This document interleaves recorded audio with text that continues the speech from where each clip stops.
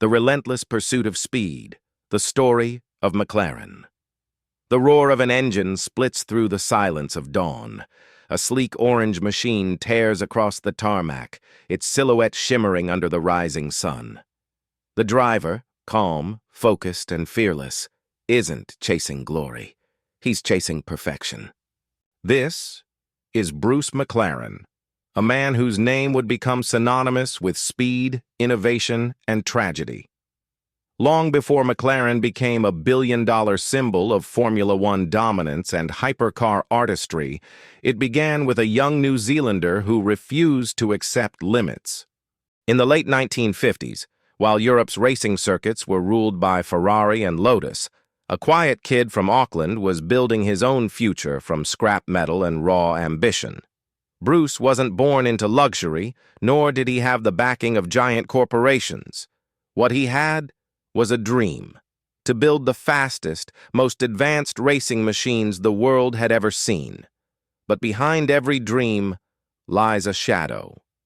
For McLaren, the road to greatness was paved with heartbreak, personal loss, mechanical failure, and the deadly risks of a sport that demanded everything.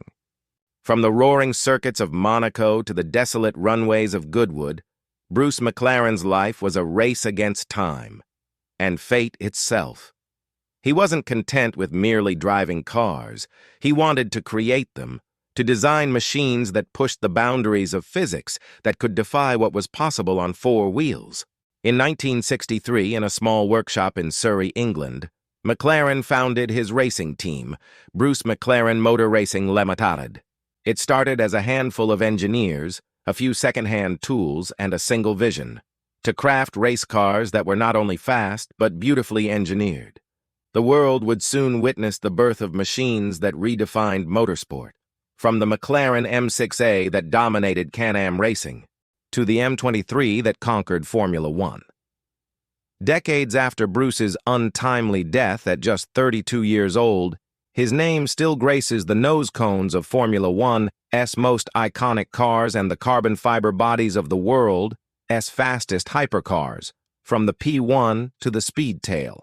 Each McLaren that rolls out of Woking carries the DNA of a man who believed that life is measured in achievement, not in years alone.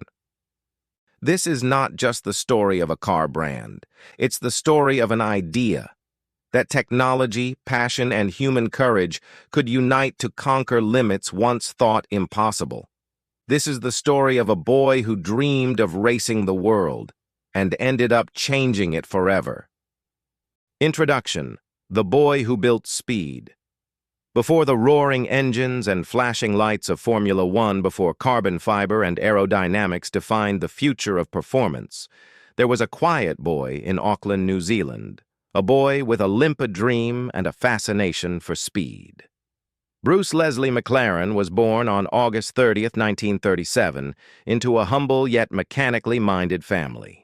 His father, Les McLaren, owned a small service station and workshop, a place where oil, metal, and machinery were the rhythm of life. From the moment Bruce could walk, he was drawn to the scent of petrol and the sparkle of chrome. But his early years were anything but easy. At the age of 9, Bruce was diagnosed with Perthes disease, a rare degenerative condition that attacked the bones of his hip.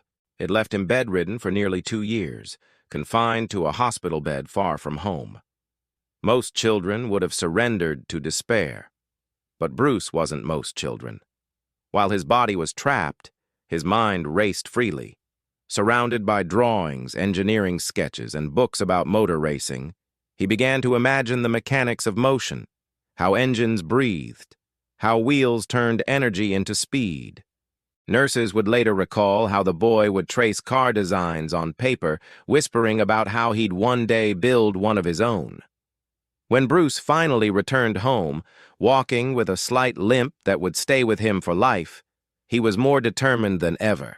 His father's garage became his sanctuary, a playground of gears, pistons, and raw metal. He dismantled and rebuilt anything he could get his hands on: bicycles, lawnmowers, and eventually, engines. By his mid-teens, he was already racing hill climbs and local trials in a modified Austin Ulster, a car he and his father had restored together. It wasn't glamorous. The car was old, loud, and stubborn. But when Bruce sat behind the wheel, something extraordinary happened. A spark that would soon ignite a lifetime of innovation. It wasn't just about driving fast. For Bruce, it was about understanding why things worked, and more importantly, how to make them better. He approached every machine like a puzzle, analyzing weight distribution, cooling systems, and suspension geometry with the precision of an engineer twice his age. New Zealand's racing scene in the 1950s was small but fierce, and amid the rumble of engines and the smell of burning rubber, Bruce McLaren's name began to circulate. He wasn't just quick, he was clever. Mechanics noticed how he would make small, precise adjustments before races, tweaks that somehow always gave him the edge. His talent soon caught the attention of New Zealand's motor racing community, particularly Jack Brabham, a fellow driver and future Formula One champion. Brabham, already making his mark in Europe, saw something in the young Kiwi, the same relentless drive he had once felt himself. In 1958, Bruce was offered an opportunity that would change his life forever, the Driver to Europe Scholarship, funded by the New Zealand International Grand Prix organization. It was a one-way ticket to the epicenter of world motorsport, England, the beating heart of Formula One. For a 21-year-old kid from the other side of the world, it was an extraordinary leap. Bruce packed a single suitcase, a few tools, and a notebook full of sketches. He arrived in Britain in a cold fog, stepping into a world ruled by giants: Ferrari, Maserati, Lotus. The contrast was staggering. The circuits were dangerous, the cars unpredictable, and the competition relentless. But Bruce adapted instantly. His intelligence set him apart. He wasn't just fast on the track, he was a natural engineer. He could communicate with mechanics in a language of precision, describing exactly how a car behaved and how it could be improved. That ability caught the eye of Brabham once again, who introduced him to the Cooper Car Company, one of the most innovative teams in Formula One at the time. Under John Cooper, Bruce began as a test and development driver. It didn't take long before he was racing alongside the best. In 1959, at the United States Grand Prix at Sebring, Bruce McLaren made history. At just 22 years old, he became the youngest driver ever to win a Formula One Grand Prix, a record that would stand for over 4 decades. That victory wasn't luck. It was the culmination of years of study, observation, and mechanical intuition. Bruce wasn't just driving the car. He felt it, every vibration and nuance. He treated the machine as a living thing, learning its language and refining its performance with each lap. But success didn't blind him. He remained humble, meticulous, and endlessly curious. Between races, he could often be found lying under his car, covered in grease, analyzing brake temperatures or aerodynamics long before aero became a buzzword. Through the early 1960s, McLaren continued to race for Cooper, contributing not just as a driver but as a development engineer. He played a key role in refining the mid-engine layout that would revolutionize Formula One design. Yet deep down, Bruce knew he was destined for something greater. He didn't just want to race cars built by others. He wanted to create machines of his own vision. Machines that embodied his philosophy of balance, control, and efficiency. His notebooks from the time were filled with sketches of chassis designs, aerodynamic concepts, and handwritten calculations. By 1963, Bruce had a decision to make. He could stay at Cooper and enjoy a successful career as a factory driver, or he could take the risk of a lifetime to build his own cars under his own name. For most, that would have been madness. But for Bruce McLaren, risk was the price of innovation. With the quiet confidence that had carried him from a hospital bed in New Zealand to the podiums of Europe, he took the leap. In a modest workshop in New Malden, Surrey, with a handful of trusted mechanics and engineers, Bruce McLaren Motor Racing Ltd was born. It wasn't an empire. It was a dream built on ingenuity, resilience, and the unshakable belief that speed could be redefined. The boy who once traced race cars from his hospital bed was now ready to build them. Chapter 1. The Engineer Behind the Wheel. When Bruce McLaren founded his small workshop in Surrey, England in 1963, it was more than just a business venture. It was the physical manifestation of a lifelong obsession.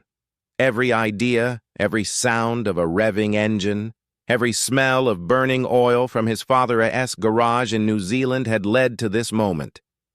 But before McLaren Motor Racing Limited would become a name etched into motorsport history, Bruce had to build more than just cars. He had to build trust, technique, and a team.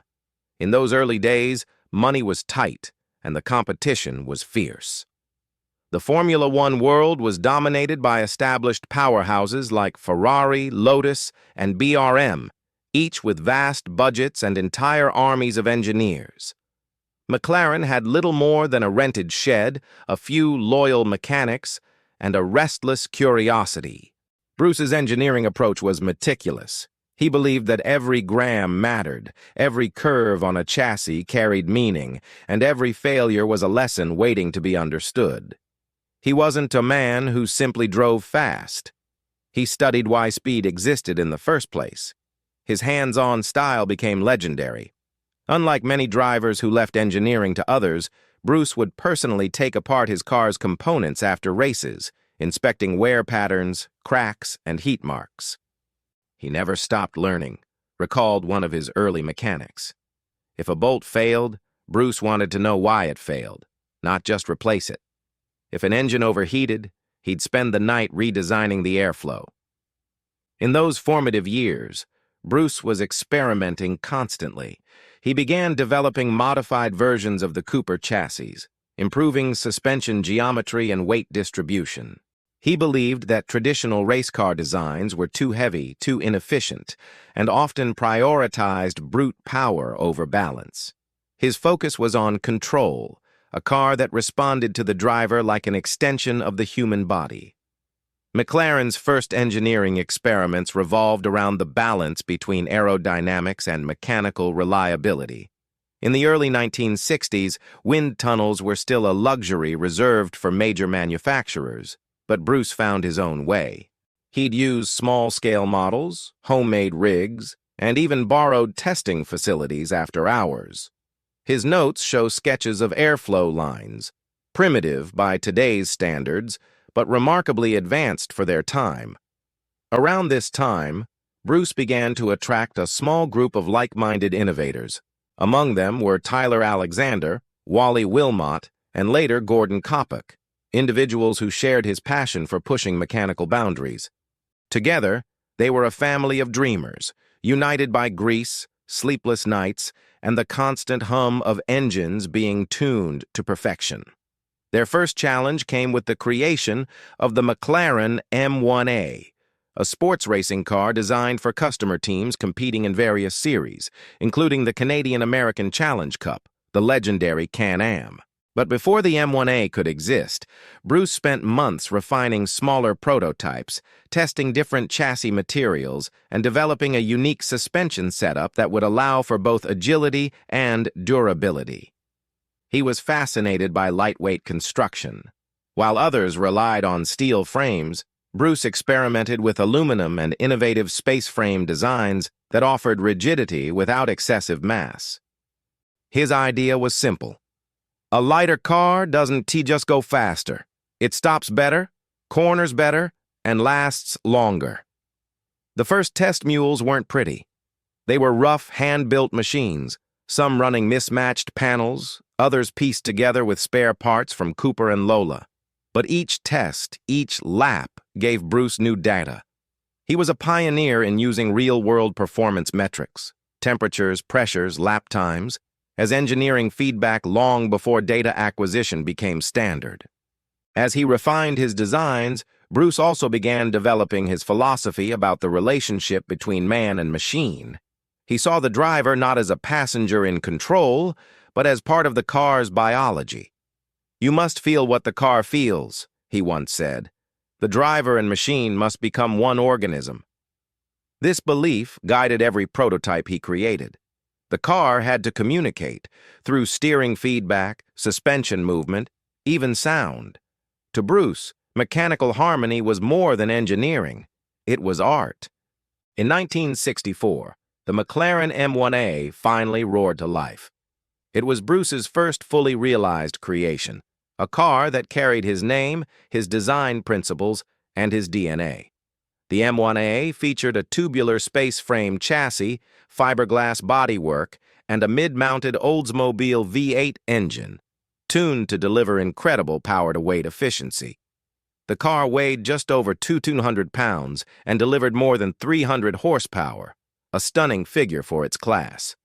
When Bruce debuted the M1A at British circuits, it turned heads. Journalists noted how the McLaren looked clean, balanced, and frighteningly fast. For Bruce, it was validation, proof that a small team of passionate engineers could rival the industrial giants. But he wasn't content with mere competition. He wanted domination. And to dominate, he needed more than good cars. He needed a production system, an identity, and a global presence. The M1A's success brought attention from across the Atlantic. American teams, always hungry for power and innovation, began placing orders. Bruce's small workshop in Surrey transformed overnight from a passion project into a production line.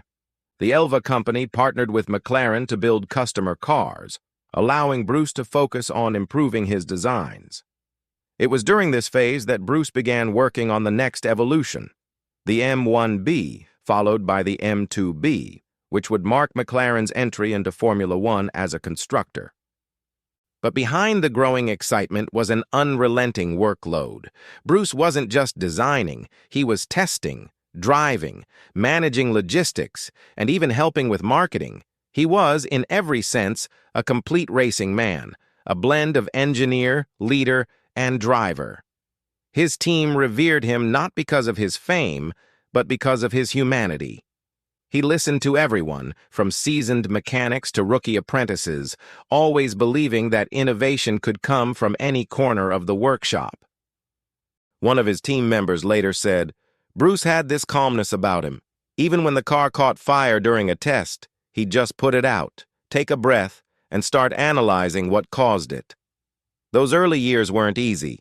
Financial resources were thin, crashes were frequent, and competition was unrelenting. But Bruce thrived under pressure. Every failure became a stepping stone, every problem an opportunity to improve. By 1965, McLaren had achieved something extraordinary. In just 2 short years, Bruce had gone from an independent constructor to a respected force in international racing. His cars were being talked about in the same breath as Lotus and Ferrari, and they were only getting faster. Yet even as his creations evolved, Bruce remained grounded. He still spent late nights in the workshop, still wrote detailed notes by hand, still tested every adjustment personally. His pursuit of perfection wasn't a T about fame or fortune, it was about solving a lifelong equation, how to make man and machine move as one. The groundwork had been laid. The experiments, the prototypes, the lessons learned, they were all leading to the next great leap. The moment when Bruce McLaren would take his name from the workshop floor to the starting grid of Formula One as a constructor. The boy from Auckland had proven he could build fast cars. Now he was ready to build the fastest. Chapter 2. The Birth of a Formula. By the mid-1960s, Bruce McLaren had already built a reputation as one of the most talented minds in racing, not only as a driver, but as an engineer who could bring theory to life.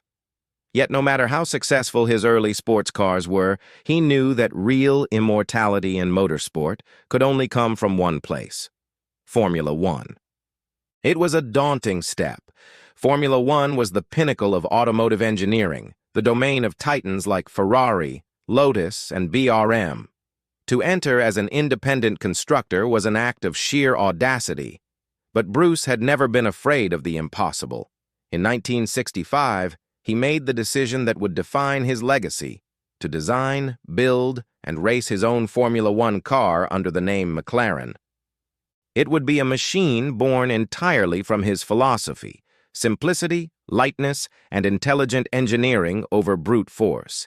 He named it the McLaren M2B, a car that would mark not just a new chapter in his life, but the birth of one of the most dominant teams in racing history. The M2B was radical from the start. While most constructors were still relying on aluminum monocoques, Bruce and his small engineering team began experimenting with malite, an innovative composite material made from layers of aluminum bonded to balsa wood. It offered incredible stiffness at minimal weight, decades ahead of its time, and a direct precursor to the carbon fiber structures McLaren would later perfect. This decision alone set McLaren apart. It reflected Bruce's constant willingness to challenge convention, to look beyond what was accepted and imagine what could be. He once said, "If it's been done before, it's already too late." The chassis design was clean, elegant, and incredibly compact. Every curve was intentional, every component calculated to perfection. But the heart of the car, the engine, proved to be Bruce's greatest challenge. At that time, Formula One regulations had shifted to a new 3.0-liter engine formula, and McLaren, lacking manufacturer backing, had to source his power unit independently. After several discussions, Bruce struck a deal with Ford to use a modified version of their Indy 4.2-liter V8 engine, built by Traco Engineering in California and detuned to meet F1 regulations. On paper, it sounded promising. In practice, it was a nightmare. The engine was too heavy, unreliable, and poorly suited for the delicate handling characteristics of the M2B. It produced power inconsistently and overheated during long runs. Still, Bruce refused to give up. He worked tirelessly, redesigning cooling systems, altering weight balance, and fine-tuning suspension geometry. He even swapped engines mid-season, later experimenting with a Serenissima V8 in search of better performance. It was the kind of persistence that defined him, the refusal to accept failure as final.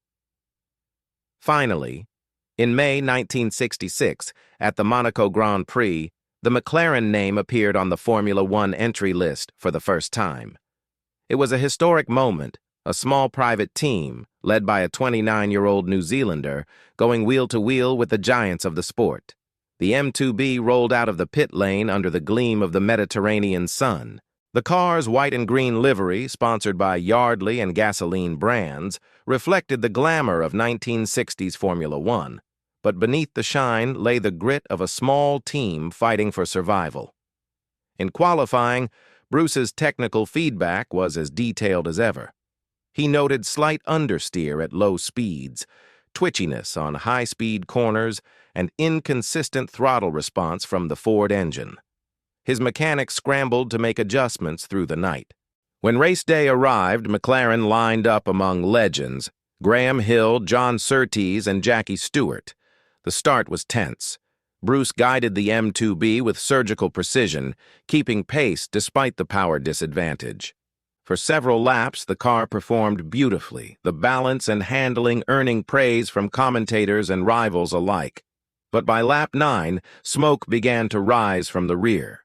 The oil temperature had spiked. The car slowed, then coasted to a stop. McLaren's first Grand Prix as a constructor ended in retirement. Most would have called it a failure. Bruce called it a lesson. Every setback became data, every breakdown a guidepost for improvement. After Monaco, he revised the car's cooling ducts, modified the exhaust system, and adjusted the rear suspension geometry.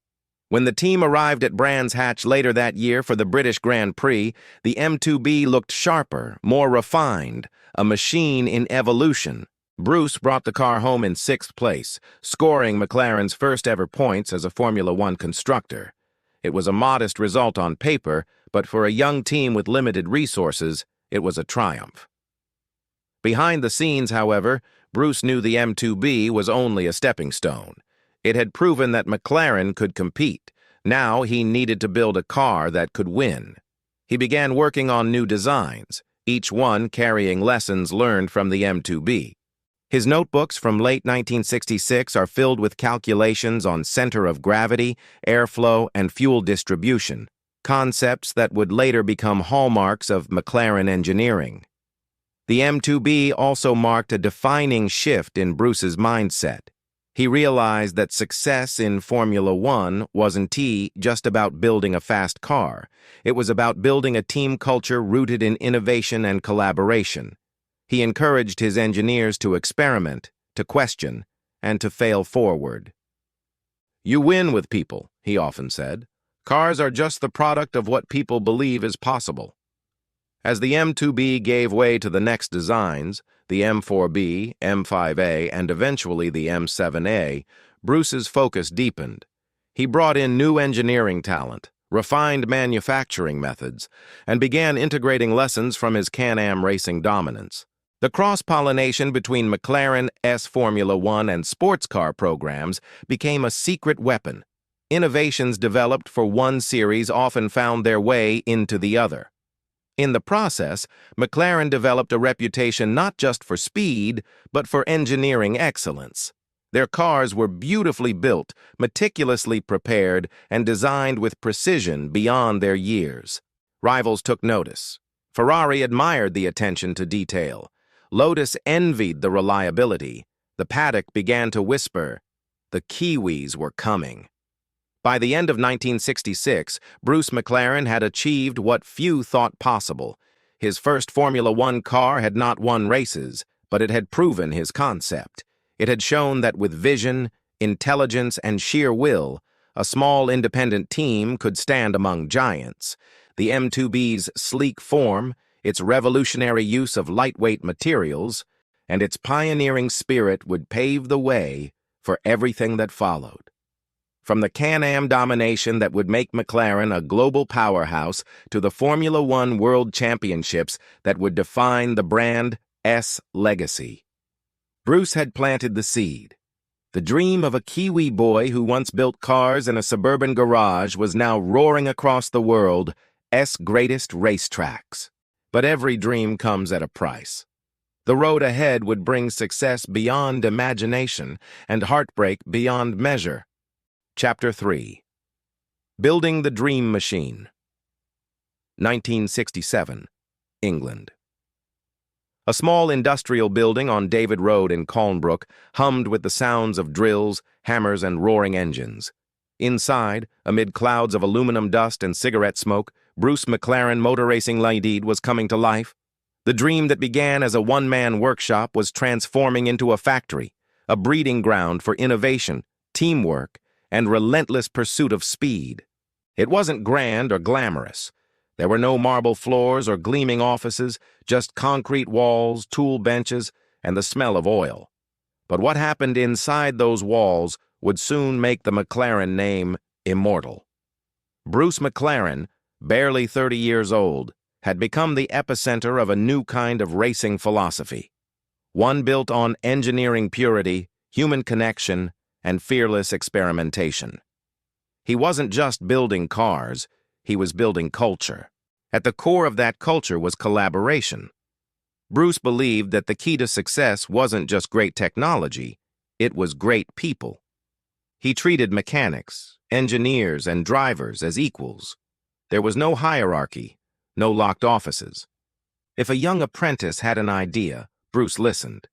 If something failed, they learned together. "Work hard, but laugh harder," Bruce once told his team. That was the McLaren spirit, a balance of precision and passion, of professionalism and playfulness. Even under crushing deadlines, the workshop buzzed with creativity. Engineers often stayed past midnight, not because they had to, but because they wanted to. Out of that small Colnbrook base emerged the next great leap in McLaren's journey. A car that would redefine power and design across continents. The McLaren M6A. The M6A was the team's new weapon for the Canadian-American Challenge Cup, better known as Can-Am, a racing series famous for its minimal regulations and extreme performance. It was a battleground of raw speed and innovation, where cars could unleash over 700 horsepower and push the limits of physics. While other teams approached Can-Am with brute force, Bruce approached it with intellect. He wanted to create a car that was not only fast, but predictable, refined, and efficient. The M6A was crafted with a monocoque chassis, powered by a Chevrolet V8 engine, and finished in a now iconic papaya orange livery, chosen by Bruce himself because it stood out on television and symbolized boldness. When the car debuted in 1967, it was unlike anything the racing world had ever seen. Its aerodynamic lines were smooth, its handling flawless, and its power delivery near perfect. McLaren didn't just compete in Can-Am, they dominated it. That year, Bruce and his teammate Denny Hume, another New Zealander and 1967 F1 world champion, crushed the opposition. The M6A won 5 of 6 races, capturing both the championship and the imagination of fans worldwide.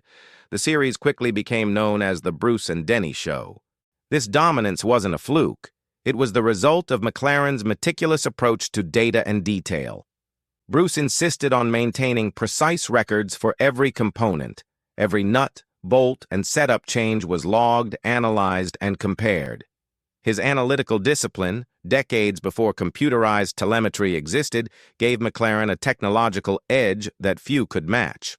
Meanwhile, back in Formula One, Bruce continued to refine his designs. The M7A, introduced in 1968, became McLaren's breakthrough single-seater. Built around a powerful Cosworth DFV engine, it combined reliability with speed, and soon delivered McLaren's first Formula One victory at the 1968 Belgian Grand Prix.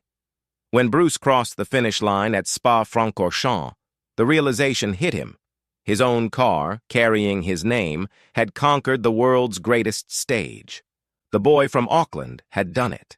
For a moment, McLaren was untouchable.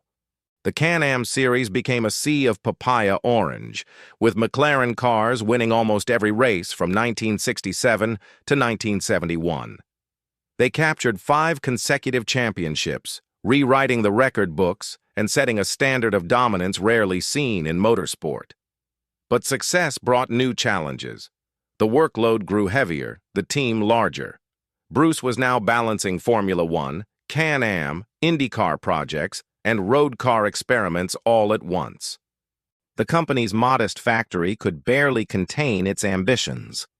So in 1970, McLaren expanded again, moving to a new, more advanced facility in Colnbrook, a precursor to the high-tech McLaren Technology Center that would one day rise in Woking. Yet even as the company scaled up, Bruce's personal touch never faded. He was still the first to arrive and the last to leave. He worked beside his mechanics, cracked jokes, and occasionally joined them for a late-night meal after grueling test sessions. His charisma was magnetic. Drivers loved racing for him, engineers loved building for him. But beneath that calm smile, there was a sense of urgency. Bruce knew the dangers of his world all too well. Formula One and Can-Am were unforgiving. Every race carried the risk of tragedy. He had lost friends, including Timmy Mayer, one of his first teammates, who died in a crash in 1964. The memory haunted him, but it also fueled his drive to make racing safer and smarter. His belief was simple: innovation saves lives. That belief shaped McLaren's engineering DNA. From reinforced monocoques to better crash structures, Bruce was constantly thinking ahead, designing not only for speed, but for survival. Then came June 2, 1970. A cold morning at Goodwood Circuit, England. Bruce was testing a new prototype, the McLaren M8D, the latest evolution of their Can-Am monster. The car was immensely powerful, its 7.6-liter Chevrolet engine producing nearly 700 horsepower. Bruce climbed into the driver's seat, as he had done countless times before. The test began smoothly. But on one high-speed run, the rear bodywork, a lightweight panel crucial for downforce, detached unexpectedly. In an instant, the car lost control. It veered off track and struck a concrete bunker. Bruce McLaren was killed instantly. He was just 32 years old. The news shook the racing world to its core. Mechanics who had worked beside him for years stood in stunned silence. Journalists, fans, and fellow drivers struggled to process the loss. The man who had built an empire from nothing, who had redefined engineering through sheer brilliance and heart, was gone. But death could not silence his dream. Bruce's philosophy, his leadership, and his spirit lived on in the team he created. His engineers, Tyler Alexander, Teddy Mayer, and Denny Hume, refused to let his legacy die. They vowed to continue what Bruce had started. Within weeks, McLaren cars were back on track, winning races, their orange paint gleaming like a tribute to their fallen founder. Bruce McLaren once wrote, "To do something well is so worthwhile that to die trying to do it better cannot be foolhardy." He lived and died by that belief. His company, his culture, and his machines would continue to chase perfection, not just in memory of the man, but in celebration of his vision. From that moment forward, McLaren wasn't just a racing team, it was a legacy. Chapter 4. The Fire That Wouldn't Die. June 1970 left an emptiness in the air, a silence that no engine roar could fill. The man who had built McLaren from a dream was gone, and for the first time the team faced a race they didn't know how to win, the race to survive without Bruce. At the small Calnbrook factory, the once lively atmosphere was replaced by the hum of quiet grief. His mechanics, men who had shared late nights and endless cups of coffee with him, found it hard to even enter the workshop. The orange cars sat under covers, motionless. The air felt heavier. But in the corner office, Teddy Mayer, Bruce's close friend and business partner, made a decision that would define the future of McLaren. The team would not stop. Bruce's death could have ended the company overnight. Many independent teams in the 1970s folded after losing their founders. But Bruce had built something stronger, a culture of belief. His engineers understood his philosophy so deeply that it continued to guide them even in his absence. Mayer stepped into leadership quietly, determined to honor his friend's legacy. He gathered the core team, Tyler Alexander, Gordon Koppuk, Denny Hume, and reminded them of Bruce's words, "Life is measured in achievement, not in years alone." The team returned to the track within weeks. Their first races without Bruce were emotional. The sight of the papaya-orange McLaren M8D thundering through the Can-Am circuits brought both pride and pain. But the results spoke louder than grief. McLaren won 9 out of 10 races that season. It was the perfect tribute. Bruce's final creation, the M8D, became a symbol of immortality. His team had proven that his spirit, his obsession with perfection, his fearlessness, his pursuit of excellence, still lived in every car that bore his name. However, beneath the victories, the 1970s were far from easy. The world of motorsport was changing fast, and so were its economics. Sponsorship was becoming essential, technology was evolving at breakneck speed, and costs were soaring. McLaren needed to evolve or risk fading away. Teddy Mayer was not an engineer like Bruce, but he was a strategist, methodical, calm, and sharp. Under his guidance, McLaren shifted its structure. They sought stronger commercial partnerships and began modernizing their operations. The company expanded its facilities, hiring more specialized engineers and investing in aerodynamics, a field that would soon revolutionize racing. In 1972, McLaren launched the M19A, a Formula One car that marked the start of a new era. It was competitive but inconsistent, a reminder that while McLaren's spirit remained strong, the technical foundation still needed rebuilding. That same year, a new figure entered the story, a charismatic American driver named Peter Revson, heir to the Revlon cosmetics empire. Revson's talent and financial support gave McLaren a vital boost. Alongside him was the veteran Denny Hume, the last direct link to Bruce's days. Together, they brought the team back to the podiums. By 1973, McLaren was winning again. Revson captured victories in Britain and Canada, and Hume added another in Sweden. The papaya-orange cars were once again at the front of the grid. The color of hope had returned. But just as momentum built, tragedy struck again. In 1974, Revson was killed while testing a Shadow Ford at Kyalami. The loss reopened old wounds. Yet, just like before, McLaren pressed forward, driven by a resilience that had become their signature. That same year, a major turning point arrived, a new partnership with Marlboro and Texaco. With fresh sponsorship money, McLaren could finally compete with the financial might of Ferrari and Lotus. The team adopted a striking new red and white livery, the colors that would define McLaren for decades. In the driver's seat sat a fierce young talent from Brazil, Emerson Fittipaldi, the 1972 world champion.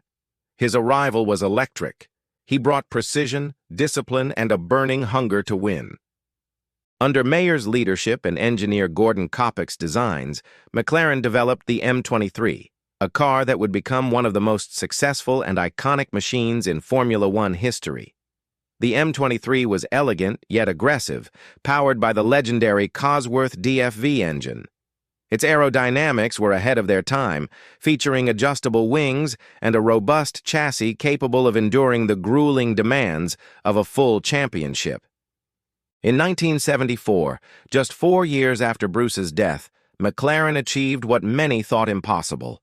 Emerson Fittipaldi won the Formula One Drivers' Championship, and McLaren secured its first Constructors' Championship.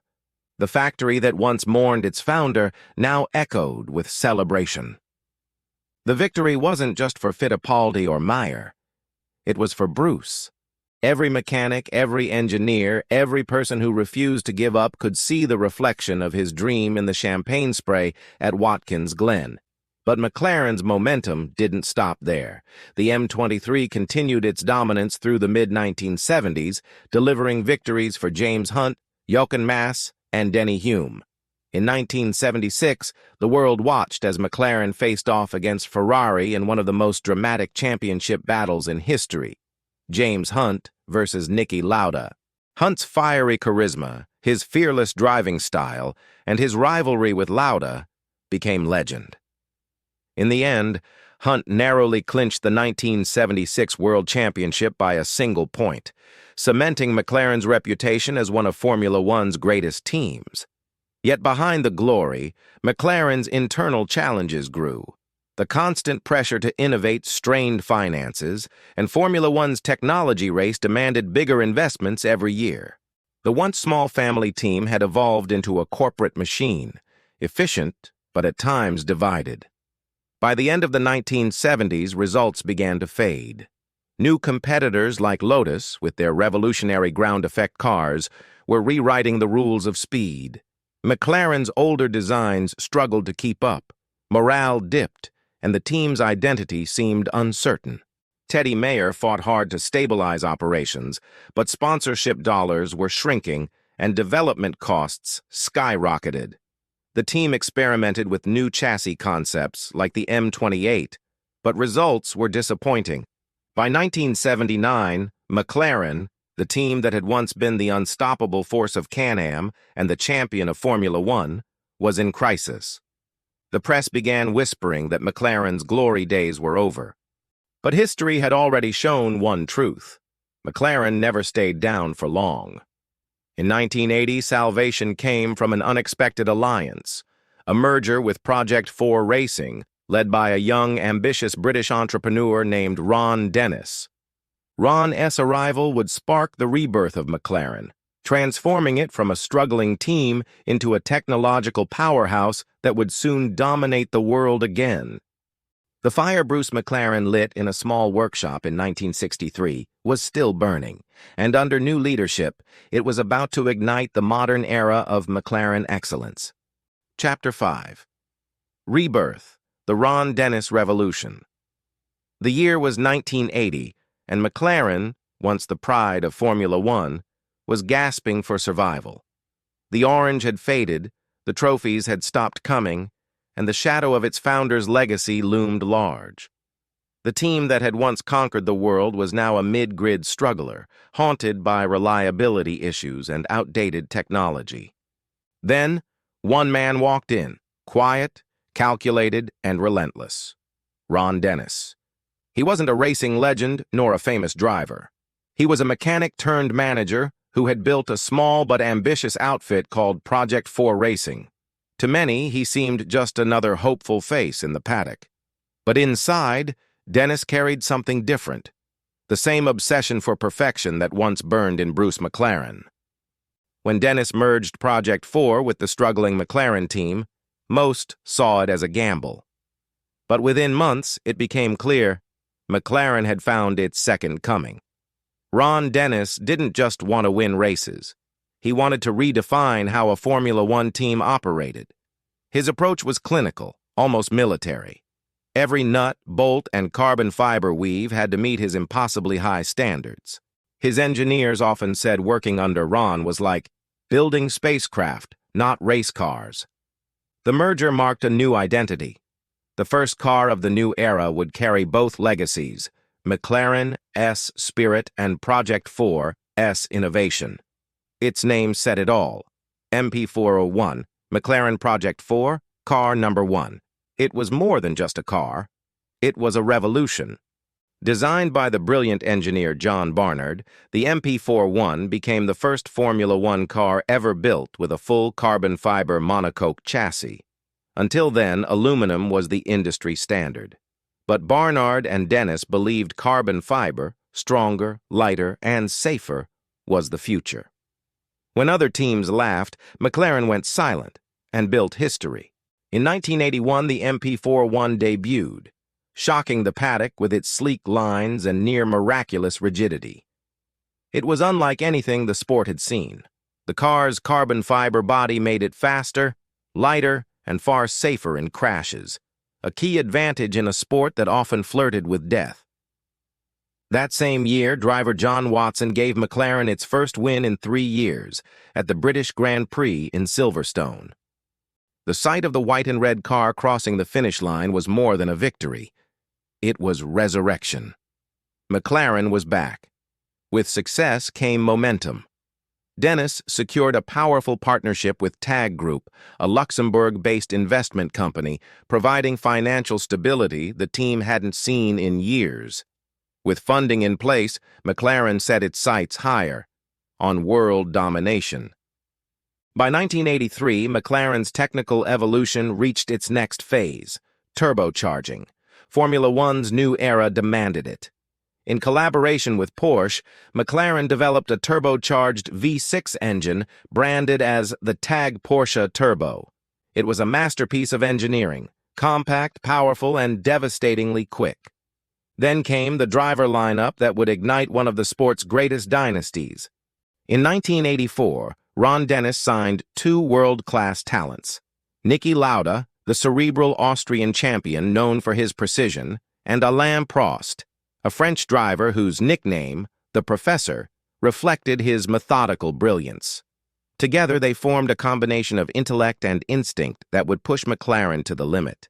The MP42 was born. Lightweight, aerodynamic, and powered by the explosive TAG Porsche engine, the MP42 redefined performance. It was the perfect blend of art and engineering, exactly what Bruce McLaren had envisioned 2 decades earlier. The results were immediate. Prost and Lauda dominated the 1984 season, scoring an incredible 12 wins between them, but the title battle came down to the final race in Portugal. In a dramatic finale, Lauda edged Prost by just half a point, the smallest margin in Formula One history. McLaren had not only won, it had announced an empire. The following year, 1985, Prost returned stronger, claiming McLaren's second consecutive world championship. The team's attention to detail, from aerodynamics to pit stop strategy, was unrivaled. Every McLaren car looked and behaved like it had been engineered in a laboratory, a stark contrast to the chaos of older driver-centric teams. Under Dennis, the factory in Woking, England transformed into something out of science fiction. The floors gleamed, the walls were white, and the tools were arranged with surgical precision. McLaren became a brand that stood for more than racing. It symbolized excellence, control, and innovation. But as McLaren climbed to dominance, a storm was brewing, one that would challenge everything the team had built. By the late 1980s, Formula One's landscape was changing again. Honda had emerged as a powerhouse, providing engines that combined raw speed with bulletproof reliability. Dennis, ever the strategist, made a bold move. He ended McLaren's partnership with Tag Porsche and signed a deal with Honda. That partnership would usher in the most dominant era in Formula One history. The McLaren MP44, designed by Steve Nichols and refined by Gordon Murray, debuted in 1988, a car so superior it looked untouchable. Its sleek, low-slung design and Honda V6 turbo engine made it nearly invincible. And the drivers? Two of the greatest ever to touch a steering wheel, Alain Prost and Ayrton Senna. Senna, the young Brazilian prodigy, brought a different kind of fire to McLaren. His intensity, spirituality, and fearless precision on the track made him a legend even before his prime. Together, Prost and Senna formed the most electrifying and volatile partnership in Formula One history. The 1988 season became a McLaren masterclass. The MP44 won 15 out of 16 races, a record that still stands among the most dominant seasons in motorsport history. Senna claimed his first world championship, while Prost finished second. McLaren's engineering had reached near perfection, a symphony of power, aerodynamics, and driver genius. It was the ultimate expression of Bruce McLaren's original dream, a team that combined human courage with technological brilliance. But even as the world celebrated McLaren's invincibility, tensions between Senna and Prost threatened to tear the team apart. The next chapter of McLaren's story would become one of rivalry, innovation, and heartbreak, a battle that would define the future of Formula One itself. Chapter 6: Glory, Rivalry, and the Road Beyond. The late 1980s were McLaren's golden age, a dynasty of speed and precision that pushed the boundaries of what Formula One could be. The team was no longer just a competitor, it was the benchmark. Under Ron Dennis's rule, McLaren became an empire of technology, order, and discipline, a perfect machine powered by two human forces of nature, Ayrton Senna and Alain Prost. The 1988 season was a season of dominance. The MP44, with its Honda V6 turbo engine, became a legend in motion, so quick and so stable it seemed untouchable. The car won 15 of 16 races, and between them, Senna and Prost rewrote the record books. Senna, the Brazilian prodigy, was poetry in motion, smooth, spiritual, and relentless. Prost, the French strategist, was logic and calculation personified. Together, they defined perfection. But perfection rarely lives in harmony. Behind the success, their relationship began to fracture. Senna's aggression and faith-driven passion clashed with Prost's measured approach. Each saw the other not as a teammate, but as the final obstacle to immortality. The rivalry came to a head in 1989 at Suzuka, the Japanese Grand Prix. The two McLarens collided at the chicane in one of Formula One's most infamous moments. Prost retired on the spot. Senna continued, rejoined the race, and crossed the finish line first. But moments later, the stewards disqualified him for re-entering the track illegally. The title went to Prost. It was war. The following year, 1990, the stage was set for revenge, again at Suzuka. Senna started from pole, but after feeling wronged by the previous year's decision, he vowed not to yield. At the first corner, Senna refused to back down. The two collided once more, both cars flying off into the gravel. Senna walked away the champion, but the bitterness lingered. Their duel became legend, not because of hatred, but because it represented the clash of philosophies, passion versus intellect, instinct versus control. And through it all, McLaren stood as the Colosseum where gods of speed fought for eternal glory. As the 1990s dawned, McLaren's dominance continued. The MP45 and MP46, powered by Honda's naturally aspirated V10 engines, carried Senna to more titles in 1990 and 1991. His car control was otherworldly. The images of Senna dancing through the rain at Donington in 1993, lapping the field with supernatural ease, became etched in racing history. McLaren and Honda had achieved a level of symbiosis rarely seen in motorsport. Every detail, from aerodynamics to engine mapping, was engineered to perfection. The world watched in awe as Senna's red and white car dominated circuits from Monaco to Monza. But nothing in racing lasts forever. In 1992, a new force emerged, Williams armed with advanced active suspension and cutting-edge electronics. McLaren suddenly found itself on the back foot. Honda, facing economic pressures and shifting priorities, announced its withdrawal from Formula One. The once invincible partnership came to an end. For Senna, it was the end of an era. He gave McLaren one last masterpiece, his emotional victory at Donington in 1993, before departing to join Williams. His loss marked the close of McLaren's most defining chapter. Ron Dennis, however, was not a man who accepted decline. While the Formula One team faced new challenges, he had been quietly planning something far more ambitious, a road car that would embody everything McLaren had learned on the racetrack. The idea was simple but audacious: build the greatest car in the world. In 1988, during a quiet evening at Milan Airport, Dennis engineer Gordon Murray and designer Peter Stevens sketched their vision for a car that would take McLaren's racing DNA and translate it to the road. The goal wasn't to chase speed records, it was to achieve engineering perfection. The result would become the most celebrated supercar in automotive history, the McLaren F1. Every inch of the F1 was crafted without compromise. Its chassis was made entirely from carbon fiber, a first for a production road car.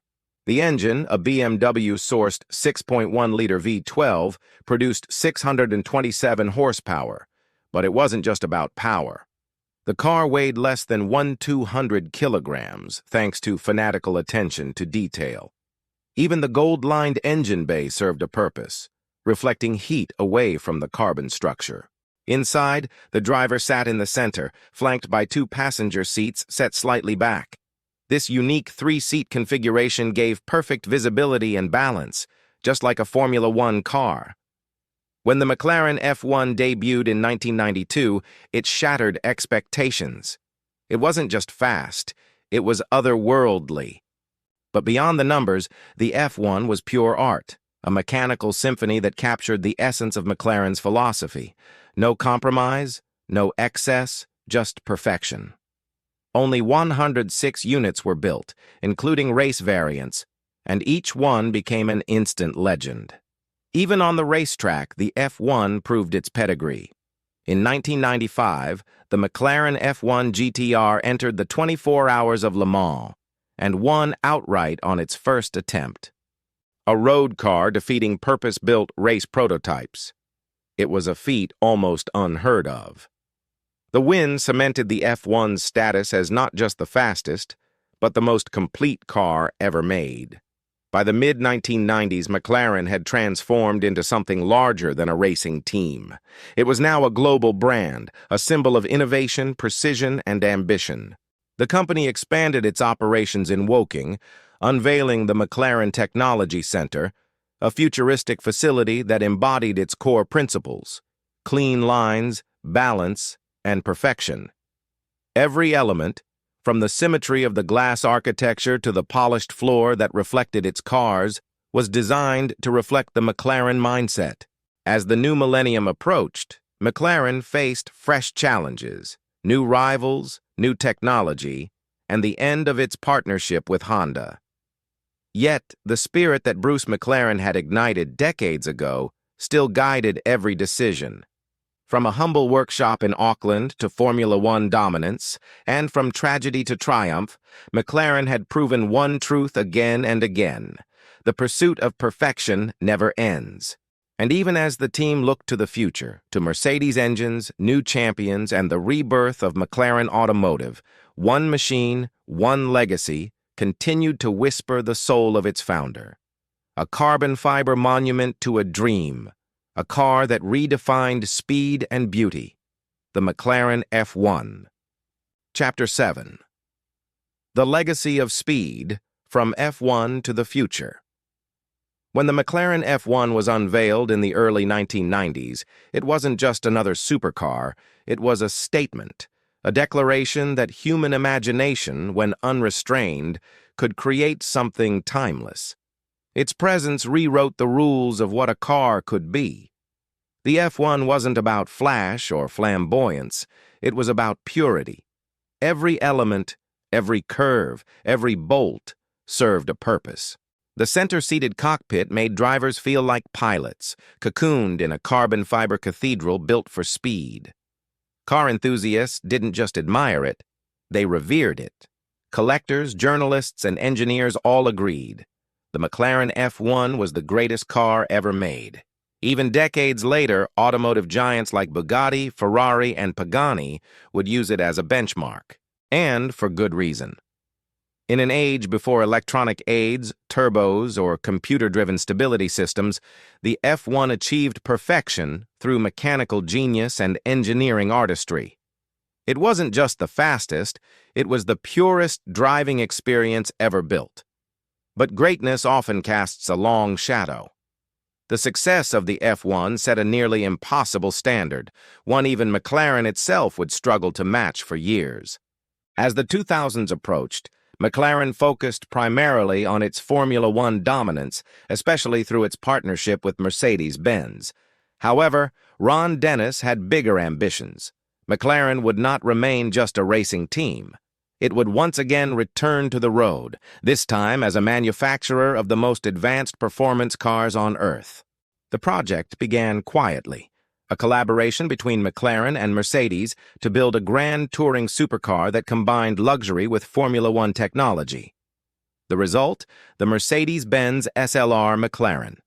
When it launched in 2003, it was an icon of excess, a supercharged 5.4-liter V8 producing 617 horsepower, a top speed of 207 mph, and a design inspired by the long-nosed Mercedes 300 SLR of the 1950s. It was fast, loud, and dripping in carbon fiber. Yet, despite its performance, the SLR wasn't truly a McLaren. It was a compromise, a shared vision between two philosophies that didn't fully align.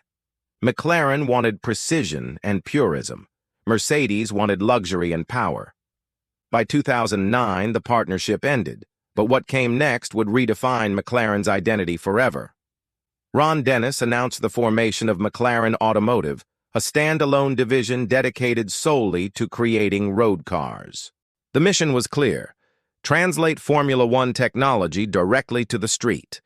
In 2011, McLaren unveiled its first true in-house supercar, the MP412C.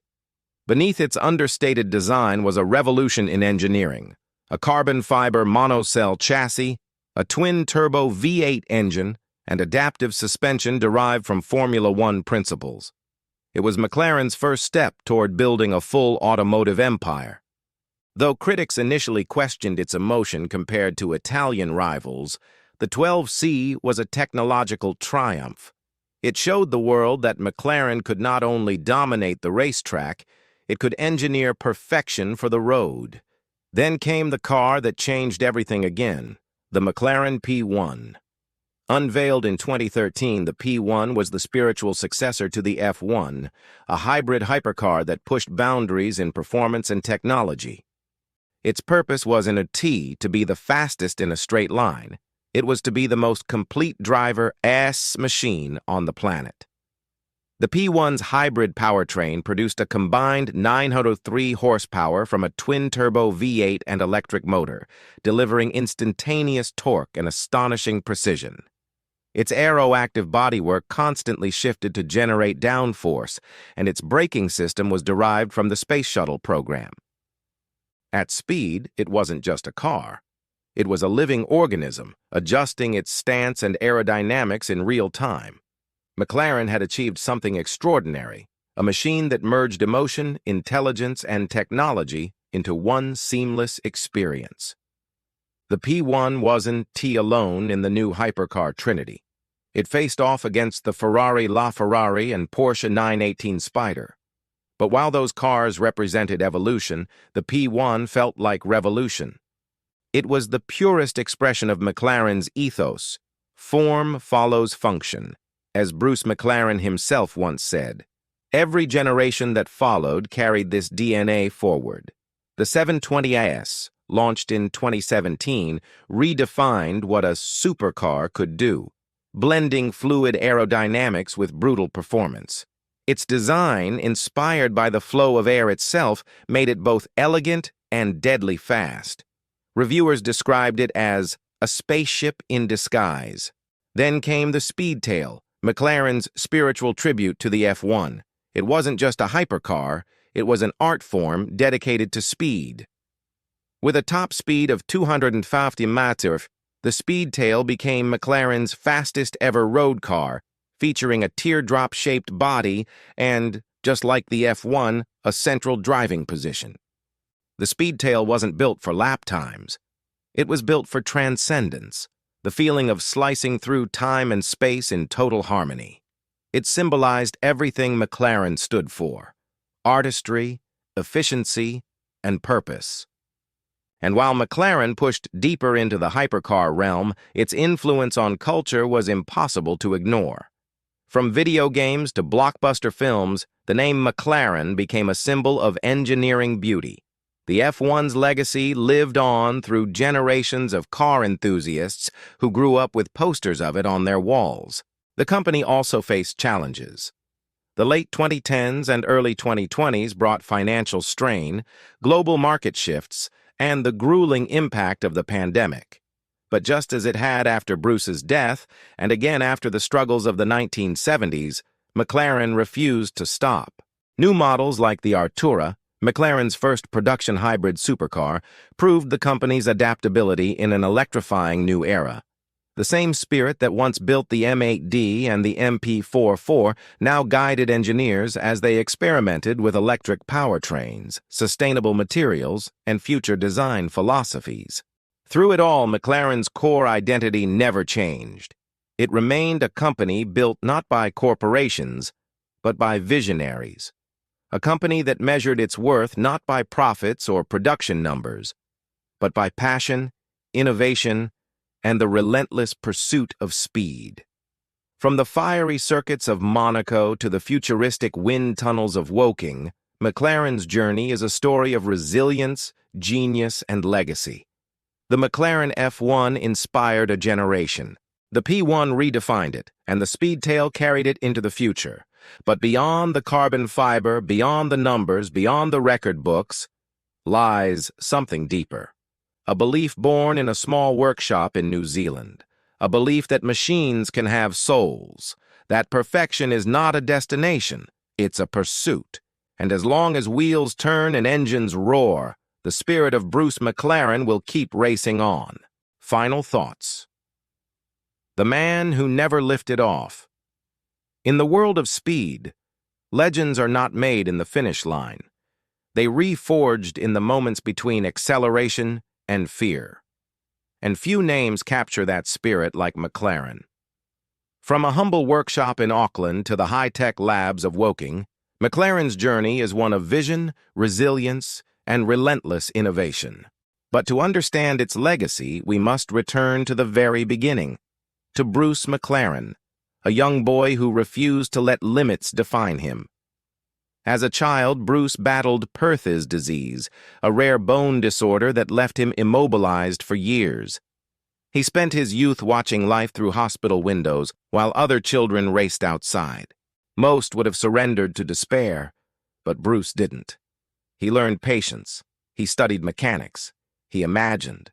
That hospital bed became the birthplace of a dream, to build something faster than fear itself. Decades later, standing at the edge of a racetrack, Bruce McLaren transformed that dream into reality. He didn't just race cars, he crafted them. Every bolt, every engine note, every millimeter of carbon fiber bore his philosophy. To do something well is so worthwhile that to die trying to do it better cannot be foolhardy. Those words would become both a prophecy and a promise. When Bruce tragically died in 1970, testing his own M8D at Goodwood, the motorsport world stood still. His team, his family, his dream shattered in an instant. But what he left behind was something immortal, a blueprint for courage. From that tragedy rose a dynasty. McLaren Racing continued his mission, not out of duty, but devotion. Under Teddy Mayer, Ron Dennis, and the engineering masterminds that followed, McLaren evolved from a small workshop into an empire that challenged the gods of Formula One. The roar of the MP44, the brilliance of Ayrton Senna, the precision of Alain Prost, the resurgence of Lewis Hamilton, every era carried Bruce's fingerprint. The balance of risk and beauty, the art of engineering as poetry. McLaren's dominance in the 1980s and 1990s wasn't just mechanical, it was emotional. It was Senna praying in the cockpit. It was the silver glint of a Marlboro liveried car slicing through Monaco rain. It was the belief that perfection was an TIA concept. It was a pursuit that never ends. And that pursuit continued into the 21st century, reborn in the form of McLaren Automotive. Cars like the P1, 720S, and Speedtail weren't just designed to impress, they were designed to inspire. Each model felt like a message from Bruce himself. We're still racing. Today, McLaren stands as more than just a car company. It's a symbol of precision, passion, and purpose. Its engineers are descendants of an idea, passed down from one generation to the next. That true greatness is found in the endless refinement of motion. Every curve of a McLaren body tells that story. The central cockpit of the F1, the active aerodynamics of the P1, the flowing organic design of the Artura. They were not merely machines, they were expressions of a legacy built on obsession for excellence. And yet, what truly makes McLaren remarkable isn't its trophies or records. It's the people, the dreamers and the tinkerers, the ones who look at a stretch of asphalt and see possibility, the ones who, like Bruce, dare to imagine speed not as a number, but as a feeling. Freedom. Standing today at the McLaren Technology Center in Woking, surrounded by glass, light, and silence, one can almost hear echoes of the past. The hum of engines, the laughter of engineers, the whisper of a man who once said, "Life is measured in achievement, not in years alone." That sentence is etched into every carbon fiber panel that leaves those factory doors. McLaren's legacy isn't about dominance. It's about defiance. Against the odds, against expectations, against time itself. It's the story of a boy who couldn't walk, building machines that could fly. It's the story of a racer who died chasing perfection and a team that refused to stop. It's the story of a company that reminds the world, engineering is art. As we look toward the future, the era of electric power, AI-driven cars, and sustainability, McLaren faces a new kind of race. Not just for speed, but for meaning. Can a company built on the thunder of combustion evolve without losing its soul? If history is any indication, the answer is yes, because McLaren has never been about the engine. It's been about the spirit behind it. In a world obsessed with numbers and noise, McLaren still whispers something timeless. Perfection isn't found in power, it's found in passion. And maybe that's why, decades after Bruce's passing, every time a McLaren screams down a straight, cutting through air like a blade through silk, you can still feel his presence. Somewhere, beyond the barriers of time and space, Bruce McLaren is smiling. He's still driving, still chasing, still alive in every roar of a V8, every flick of carbon fiber, every heart that dares to dream. Because legends, they don't fade, they accelerate. End of documentary script, McLaren Legacy.